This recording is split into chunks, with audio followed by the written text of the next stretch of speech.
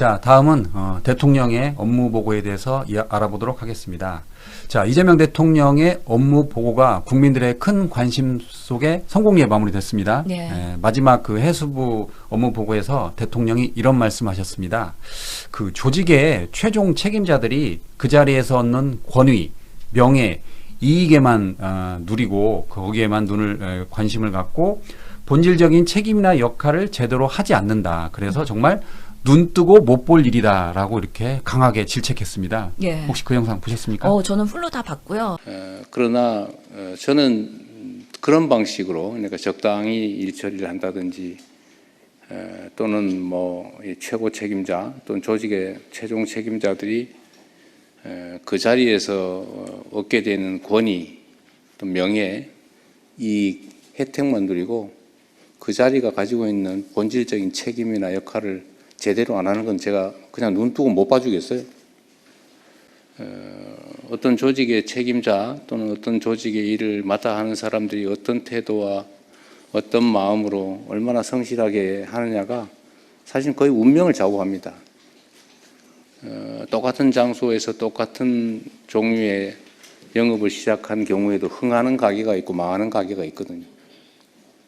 근데 흥하고 망하는 게 객관적 조건이기보다는 대부분의 경우는 다 그 주관자들의 태도와 마인드, 행동에 달려 있어요.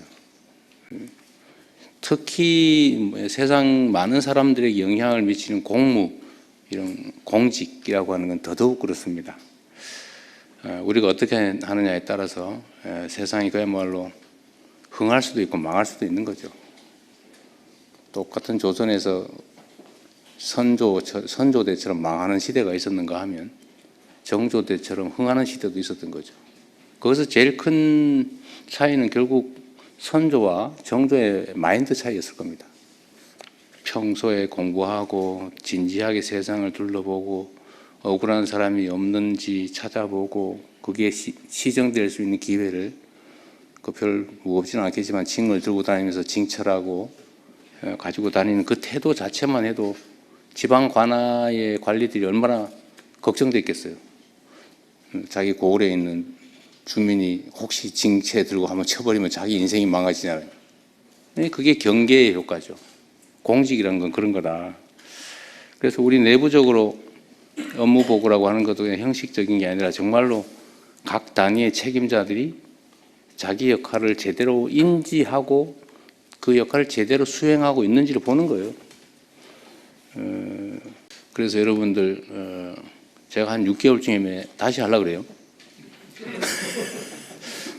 근데 아마 그때쯤에는 좀 다를 겁니다. 사실은 정말 100번 맞는 말씀이시거든요.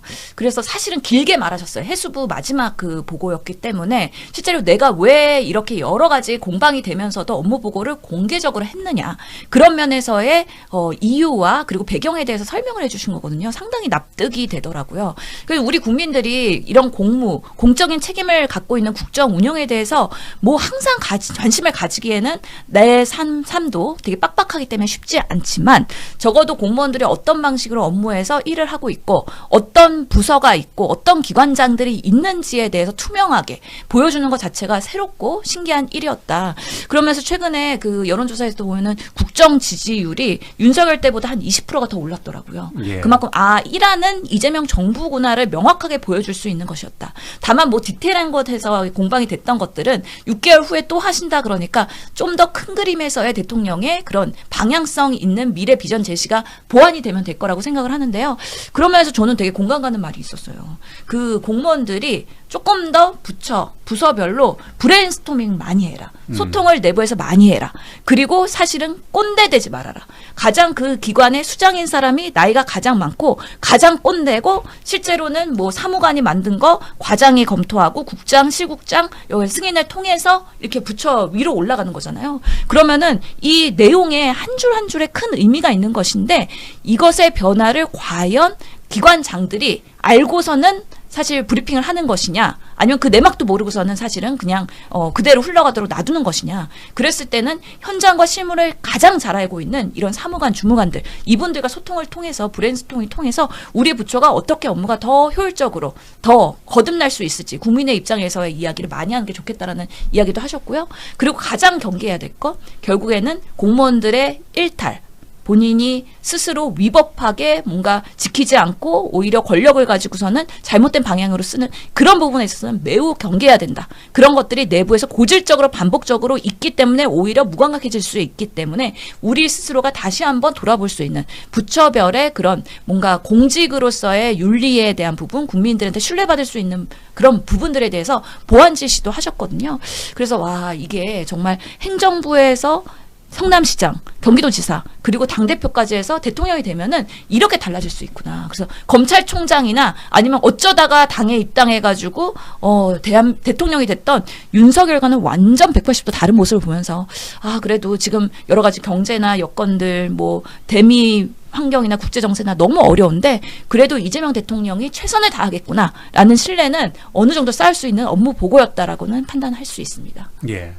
대통령은 또 그 공무원들의 마인드, 그 행동, 뭐 그런 거를 강조하셨는데 어떤 조직의 책임자나 일을 맡은 사람들의 그 태도와 마음가짐, 그 마인드가 조직의 운명을 좌우한다. 그러면서 똑같은 조건에서 시작을 해도 어떤 가게는 흥하고 어떤 가게는 망한다라고 이렇게 언급도 하셨어요. 그렇죠. 그래서 성조와 종조의 예시도 들긴 했는데 결국에는 그 기관이 맡은 수임 사항이 있고 그것이 그냥 기계적으로는 관료적으로는 굴러가요. 근데 항상 개혁적인 성향을 가지고서는 우리가 더 잘할 수 있는 건 무엇인가? 우리가 이 권한을 가지고서는 국민들한테 더 다가가기 위해서는 어떤 노력을 해야 될 것인가? 이런 부분에 있어서 개혁적인 성향을 갖고 있는 정조에 대한 그런 치하가 있었던 것이죠. 아마 이재명 정부도 그런 면에서는 대한민국을 어떻게든 부강하게 만들기 위해서 국가적으로는 국제적으로도 어느 정도의 그런 인정받을 수 있는 서럽지 않은 나라가 되기 위해서 상당히 노력할 거라는 생각이 들고요. 그럼에도 불구하고 지금의 뭐 국제 정세는 녹록치 않습니다. 뭐 미국, 중국과의 관계도 계속 잘 유지를 해야 되는 것이고 특히 트럼프의 그런 챌린지는 계속될 것이고 여러 가지 뭐 북한의 이슈들, 일본과의 관계 이런 부분에 있어서도 어려움들이 계속 있을 것이기 때문에 그런 외세의 뭔가 침략이 있는 임진왜란 시절에 그런 선조의 그런 어려움에 있음에도 불구하고 현명하게 전조와 같은 개혁적인 마인드로 잘 극복해 나가지 않을까라는 이야기를 하신 걸로 이해가 됩니다. 예.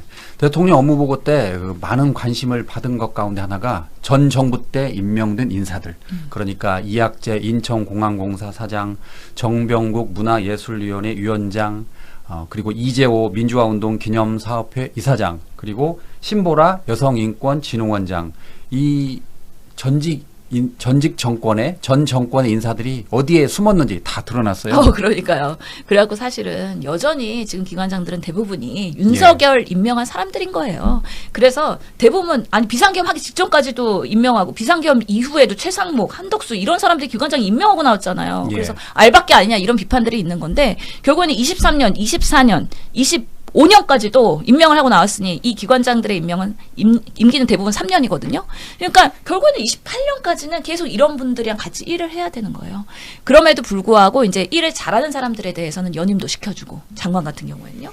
또 일을 못하는 경우에는 엄하게 질책하기도 하고 그래서 기관장들이 자리에 연연하거나 뭔가 이 부분에 있어서의 연봉이나 아니면은 그 안빈낙도를 할 수 없도록 하는 아주 챌린징한 일침을 가하는 게 바로 이 업무 보고가 아닌가 상당히 긴장할 거로 보이고 6개월에 한다 그러면은 이제 그 이후에 또 어떻게 업데이트가 됐는지에 대한 그런 부분들이 AS가 나와야 될 것이고 또 주문하신 거지 그래도 국감에서 야당이 지적한 것들 시민단체 그리고 전문가들이 지적한 것들에 대해서 어떻게 지금 바뀌고 있는지에 대한 확인하는 기전을 만들자고 하는 거잖아요. 일일이 대통령이 다 체크할 수 없으니 그런 것들이 잘 반영될 수 있도록 하는 기전을 만들어서 대한민국 운영에 있어서 더 시스템이 내실화되고 공고화될 수 있도록 하는 것을 주문하셨기 때문에 그런 면에서 이재명 정부의 5년이 지나고 나면 더 나은 대한민국으로 발전할 계기가 커질 것 같다. 그래서 다음 정권 같은 경우에는 나름의 그런 시스템을 잘 받으면 행운이지 않을까라는 생각도 해봅니다. 그 신보라 여성인권진흥원장 혹시 아셨어요? 알죠. 제가 왜냐면 여가의 간사라기 때문에 예. 여가위에서 국정감사 하면은 항상 나오고요. 거기 그 결국에는 20대 초선 비례 의원이었잖아요. 그렇죠. 전북대에 그리고, 나와서. 예. 그리고 청년 전친이라고 한때 그랬었고, 그 다음에 사실 성남시 국감할 때 신보라 의원이 성남시장 이재명한테 막 질의하던 맞아요. 것도 다시 리마인드가 됐어요. 머리를 써서 해라. 그래서 신보라 반갑다고 그러더라고요, 오랜만에. 네. 근데 이 서로의 관계가 질문하고 질문받는 관계가 완전히 바뀌어버린 거예요. 그렇죠. 그래서- 공수가 바뀌었습니다. 그래서 지금 신보라 기관장도 꽤 오래 했어요. 예, 그래서 제가 봤을 때 20대 국회할 때 쭉 그 자리에 계속 있었거든요. 그러니까 20대가 2020년에 끝났으니까 그때부터 지금까지 했으면 거의 5년 동안 그 자리에서 계속 활동하고 와. 있는 거거든요. 그래서 이게 연임이 한번 된 걸로 보이기는 해요. 그렇기 때문에 결국에는 얼마나 여성가족위원회 그리고 여성가족부가 그동안은 윤석열 정부에서 거의 펑션하기가 어렸었잖아요. 그럼에도 불구하고 얼마나 제대로 잘 했는지 그리고 앞으로 남은 기간 동안 잘 할 것인지 이런 것들 한번 보고 가야 될 것 같다는 생각은 들기는 해요. 지금은 이제 성평등 가족부로 이제 명칭이 변경됐잖아요. 그렇죠. 그런데 그 신보라 여성인권진흥원장은 대통령의 그 업무보고 이후에 좀 마음이 좀 어떻게 바뀌지 않았을까요? 혹시 일부에서는 어떤 기관장을 이렇게 짚는 것은 자진 사퇴하라는 그런 권고도 아니냐 그렇게 보던데 정작 그 이학재 사장 같은 경우는 이제 네. 물러날 뜻이 전혀 없다 뭐 그러고 있잖아요. 뭐 출마 얘기도 나오긴 하던데 한번 지켜볼 일입니다. 근데 뭐 지적을 받았다고 해서 무조건 다 그만둬야 되는 건 아니니까 어떻게 될지 네. 한번 보기는 해야 되는데요. 결국에는 기간이 얼마나 남았을지 한번 확인해봐야 될 것 같아요. 연임을 한 건지 아니면 한 번 한 건지. 예. 만약에 한 번이라 그러면은 이제 얼마 안 남은 거거든요. 그렇기 때문에 잘 마무리하고 인계 잘 하고 나오시면 된다고 저는 생각합니다. 예. 예. 그래도 그 당시에 이재명 성남시장 했던 발언이 워낙 그 사람들에게 회자되고 있잖아요. 예. 막 공격하면서 머리를 좀 쓰라고 했는데 예. 좀 어떻게 보면 심한 발언이었죠. 네, 그렇긴 한데 사실은 그 다시 동영상 보니까 이런 일이 있었구나를 저는 처음 봤거든요 이번에. 그러면서 아니 결국에는 그냥 신보라 의원이 질의를 하긴 했는데 이재명 성남지사가 너무 답변을 잘했어요. 성남시장이. 예. 성남 시장이. 그래서 답변을 너무 잘해갖고 이래서 이렇게 돼서 내가 복지를 청년들한테 지원을 해주려고 하는 건데 더 나은 대안이 있으면 제안해달라. 무조건 뭔가 돈 퍼다 쓴다라고 지적만 하지 말고 더 나은 청년 지원 방법이 있으면 알려주시라. 근데 내가 이때까지 경험한 거는 이게 최선이었다라는 면에서의 입장을 설명을 따박따박 잘 했어요. 그런 면에서 질문한 의원이 되게 무색해지는 그런 상황이었기 때문에 이때도 게임은 안 됐다라고 생각을 하는데 이제는 완전히 반대가 돼가지고 이렇게 만나고 나니까 또 인간 정말 인생사 모릅니다. 예, 세옹지마입니다. 자, 다음으로 이재명 대통령의 업무 보고에 대해서 알아보도록 하겠습니다. 이게 지금 해수부 업무 보고를 끝으로 이제 마무리됐습니다. 네. 그런데 대통령이 6개월 뒤에 또 하겠다고 그랬어요. 네. 그러니까 이제 국민들 입장에서는 사이다죠. 아. 대통령의 업무 보고를 통해서 새롭게 공부한다는 사람이 엄청 많습니다. 저도 그걸 보면서 와 이게 넷플릭스보다 재밌구나라는 생각을 했어요. 어떠셨어요, 의원님? 맞습니다.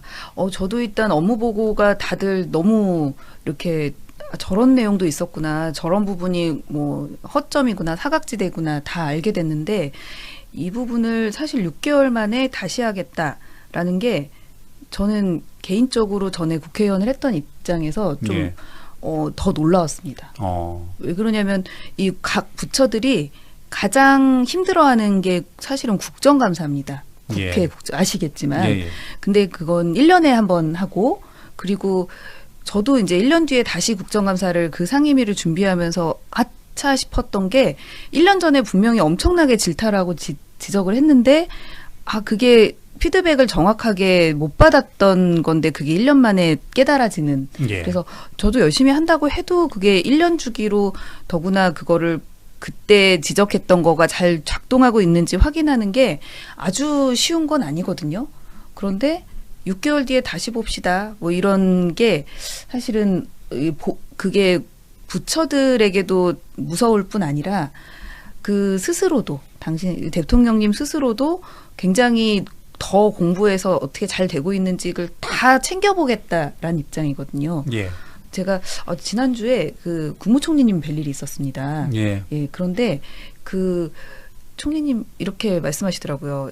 이 다음번 업무 보고는 이번 뭐 젠플릭스 이때는 진짜 예습판이다. 그냥 처음 실시했기 때문에 별로 다들 그렇게 긴장 안 하고 왔을 텐데 다음번에는 학습 효과 때문에 또 이제 굉장히 칭찬받은 공무원도 많이 있지 않습니까? 뭐 혼난 분도 계시고 예. 그 대통령님 뭐라고 안 했지만 여론의 질타를 받았던 아마 뭐 저렇게 모르나 뭐 이렇게 국민들이 댓글 단 공무원들도 있을 텐데 다음번에는 엄청나게 다들 준비를 많이 해가지고 경쟁적으로 오디션처럼 더 많이 해가지고 나타날 것 같다. 우리도 준비 더 열심히 해야 될 것 같다. 이렇게 생각을 하시더라고요. 김민석 총리도 그 이번 업무 보고에 대해서 자신감이 있었나 보네요. 의원님한테 자신 있게 말씀하신 걸 보면.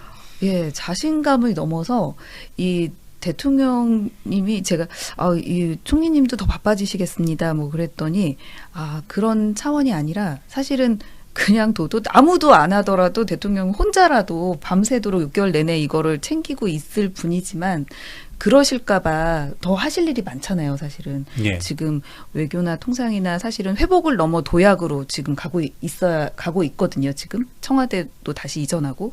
그런데 거기에 너무 매달리실까봐 참모분들이 이 부분을 더 열심히 해서 걱정을 덜 하시게 해야 되겠다라는 또 마음가짐을 갖고 계시더라고요. 예. 대통령은 그 마지막 업무 보고에서 그 공무원들의 그 마음가짐도 강조를 했습니다. 그러니까 그 조직의 최고 책임자들이 그 자리에서 얻는 권위, 명예, 이익만 얻고 정작 일을 제대로 하지 않는다. 그러면서 이거 정말 눈 뜨고 못 볼 일이다라고 아주 그냥 강하게 질책했습니다. 네. 저도 그 부분 보면서 굉장히 심금을 울렸는데요. 왜냐하면 저희가 하다못해 작은 동아리를 뽑아 놓더라도 뭐 동문회 회장한테 맡겼는데 마음에 안 드는 경우가 되게 많잖아요. 근데 이 엄청난 국정을 대통령을 뽑아서 맡겼는데 그 대통령이 관할하는 이런 부처들이 제대로 감시 감독을 못해서 그냥 놀고 있거나 이상한 비위를 저지른다거나 뭐 잘 국민의 눈높이에 맞추지 못하는 게 스스로가 너무 괴롭고 자기는 이렇게 괴로운데 그걸 아무렇지도 않게 생각하는 만약에 공무원이 있다면 그건 정말 눈 뜨고 못 보겠다라고 저는 해석이 됐어요. 예. 그래서 정말 예를 들어 이제 대통령을 뽑아놓은 국민들이 볼 때는 국민이 주인이고 헌법 1조에 나오잖아요. 대한민국 주권은 국민에게 있다고. 국민이 주인이고 대통령 및 그 공무원들은 다 머슴이다라는 거를 몸소 이렇게 보여주는 철학이라고 보여지고 너무 국민들 입장에서는 참 듣기 좋으셨겠다라는 예. 생각이 들었습니다. 예. 그 대통령은 또 그 공무원들의 마음가짐을 강조했습니다. 그러면서 한 예로 든 게 똑같은 조건의 시작에도 어떤 가게는 흥하고 어떤 가게는 망한다라고 말했습니다. 그러니까 아주 당연한 그 지적인데 참 이렇게 심금을 울린 것 같아요. 네. 저는 그 가게 얘기를 들으면서 망하는 가게가 저희 이제 지역구인 고양시 예를 좀 들어보겠습니다. 예. 그 고양시장이 국민의힘 출신 이동환 시장이라고 있는데요. 대통령님 말한 그 팩트에 딱딱 맞춰서 이제 예시가 되는 것 같습니다. 지금 4년 정도 됐죠. 4년 임기 동안 3년 반 정도 된 임기 동안 해외 출장을 33번이나 나갔거든요. 예. 예. 다른 지자체장 그러면 1년에 10번이 넘었다는 뜻이네요. 그럼요. 네. 한 평균? 달에 한 평균? 번꼴로 비행기를 탔는데 이게 그 해외 출장을 빙자한 거의 해외 여행을 다닌 것 같습니다. 그래서 왜 나가나라고 이제 막 시의원들이 문제를 삼으니까 투자 유치를 MOU를 뭐 7.1조를 받았다. 그 실제로 그렇게 뭐 해외 투자 유치를 7.1조를 했다고 엄청 기사화를 했습니다. 그런데 실제 투자 유치액은 0원입니다. 빵원.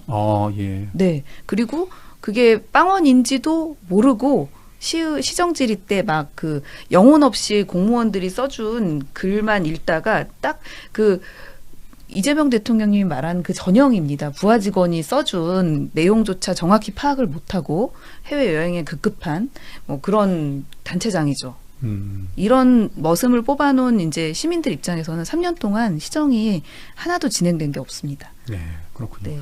자, 어쨌든 대통령이 이제 6개월 뒤에 다시 점검하기로 했으니까 네. 이제 국민들 입장에서는 매년 6월이나 12월이면 이제 업무 보고 그리고 10월에는 국정감사가 있으니까 공무원들이 그 어느 때보다 아주 정말 열심히 일할 것 같습니다. 국민 입장에서는 아주 잘 된 거예요. 맞아요. 그러니까 너무 웃긴 게 국민의힘에서는 이 업무 보고를 쇼잉이라고 이렇게 얘기를 하지 않습니까? 근데 만약에 이거를 굳이 쇼잉이라고 이제 뭐 한다면 사실은 그 모든 부처에서 올린 보고서를 다 밤새 읽고 그거를 또 다 파악하고 대안까지 내고 막 그 국민들 댓글까지 보고 이걸 다시 재질문하고 또 재차 질문하고 확인하고 다른 부서에서 다 이해하고 6개월 뒤에 또 이걸 또 해보겠다라고 얘기하는 게 그런 쇼잉이면 실력자가 아니면은 어떻게 이걸 하겠습니까? 쇼이면 어때요? 쇼이면. 이게 진짜 쇼잉이면 정말 바람직한 쇼잉이고. 그러니까요. 쇼면 어때요? 성과만 좋으면 되는 거지. 네. 예. 사실은 저도 국민을 위한 쇼면은 뭐 다 네. 누구를 위해서 좋은 거니까. 이거를 이제 비슷한 얘기를 제 이제 사촌 동생이 굉장히 유튜브 기획 PD거든요. 예. 저한테 이런 그 이재명 대통령님 타운홀 미팅 같은 걸 보면서 저 기획으로 이제 뭐 고양시를 다닌다거나 아니면 저기 홍정민 변호사님도 이렇게 해보면은 정말 조회수가 대박이 날 것 같다고 해서 예. 이게 국민분들이 오해하시겠다. 대통령님이 저렇게 잘하시니까 예를 들어 우리 지역 시장님, 우리 지역 국회의원님, 뭐 우리 동네, 우리 회사 회장님도 저 정도 할 수 있을 거라고 생각하는데 아무나 할 수 있는 게 아닙니다. 제가 실토를 했습니다. 저거는 이재명 대통령님이니까 할 수 있는 거지 아무나 못한다. 예. 예, 저도 못한다고 했습니다. 네. 겸손하시네요.